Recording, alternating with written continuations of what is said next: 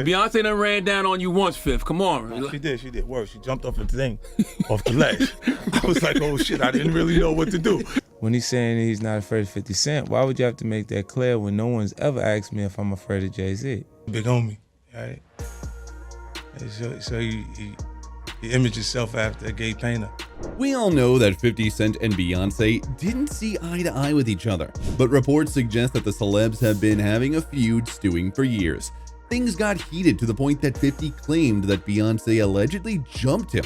To top it off, 50 has always been seemingly speaking out about Bey's unfair tactics that raised her and Jay-Z to the top.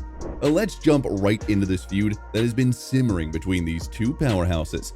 Although the beef with Jay-Z and 50 has been going on for ages, people believe that 50 might actually have a beef with Beyonce as well.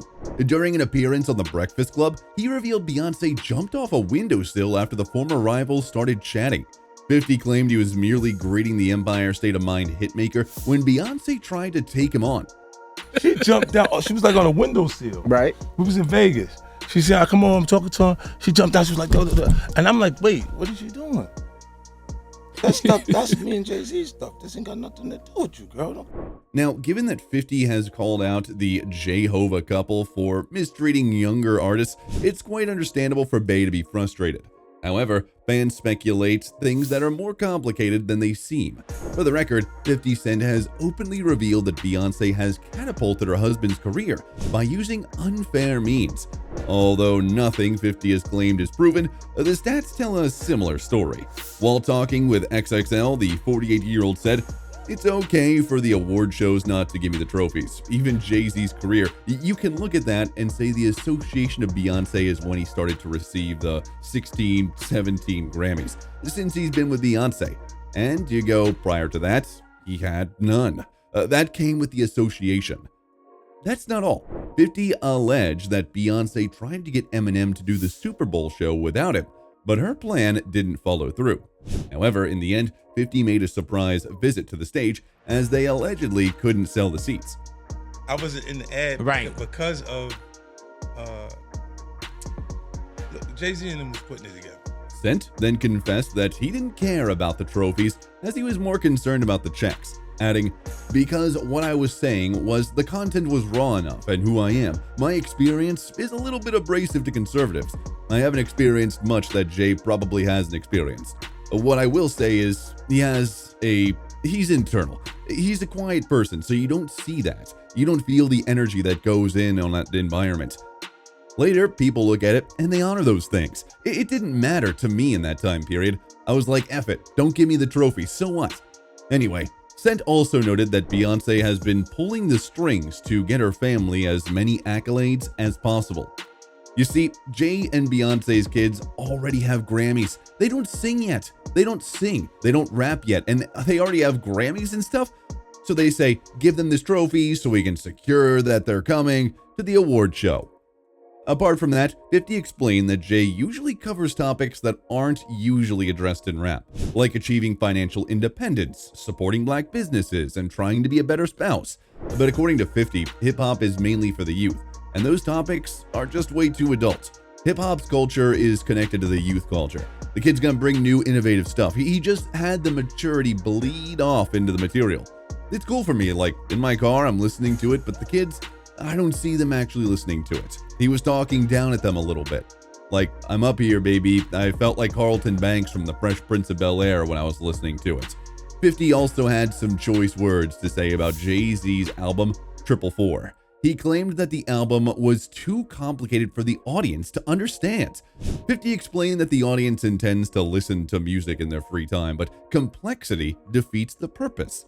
In an interview with Conan, he said, "I listened to Jay-ish, that 444. I thought the ish was alright. I like the ish, but I'm gonna keep it 100. The ish was too smart. It felt like I was supposed to be wearing, like, glasses and ish and tie a sweater around my waist. It was like Ivy League-ish. Now, I'm gonna tell you the truth. A man is hot out here, so they don't want to hear that ish. They just want to have a good time." The G-Unit founder said the same thing on the show Access when he was promoting his cable series Power a while back. "I said 444 was good. I just said it was too smart. I think you do got to kind of dumb down the material to fit into what the culture is producing. And now it's more melody driven. It's not as sophisticated as it was when I first came in. My album won't be as smart as the Jay-Z record. I want to make music that people can have fun to, so you don't have to stop. You can get immediately into it without having to sit and analyze it. Lupe Fiasco, who built a career on crafting intelligent lyrics, addressed the topic on his cut, Dumb It Down. In it, he challenges the idea that in order to reach young people through music, an artist has to stay away from sounding too educated. You're going over people's heads, Lube. Dumb it down. They telling me that they don't feel you. Dumb it down. We ain't graduate from school. Dumb it down. Them big words ain't cool. Dumb it down. 50 Cent and Jay-Z have exchanged barbs over the years, both verbally and in music. However, 50 Cent once claimed victory when he theorized that Jay-Z retired because of 50 Cent's own rise to megastardom. The I Get Money rapper has always explained that hip-hop is a competitive form of music by nature. In an interview with MTV, he said, "You need someone to work off. Everybody does, wherever you're at. It doesn't always have to be negative. I'm happy where I'm at. So why wouldn't I be happy where he is?" 50 Cent also implied that he might have played a part in Jay-Z's initial retirement back in 2003. He later insinuated that Jay-Z presented a bigger challenge when he teamed up with his wife, Beyonce. You gotta say, where was Jay-Z from 2003 to 2006? I sold 23 million records between 2003 and 2006. He stopped making music and said, "I'm gonna go be the president of a record company." Like, I quit. When he signed the Beyonce contract, it was like, yeah, men lie, women lie, numbers don't. That ish is a tough one to beat. In the club, the rapper revealed that although he lacked the accolades, he is much bigger of a star than Jay-Z. He claimed that there had never been any 50 Cent and Jay-Z conversations because there was a huge difference internationally in 50 Cent and Jay-Z in terms of energy. In fact, his largest selling record sold 430-something thousand records. My largest selling records, plural, 2 of them sold 5 million. That's Get Rich or Die Tryin' and The Massacre. So there's a huge difference in who we are with each other internationally. He also added, "Let them be fooled in America and think there's competition there. Because America can be purchased. We can buy all the marketing dollars, but the rest of the world? There's not enough marketing dollars to go around to change the way the rest of the world feels." And fans are right beside 50 on this one.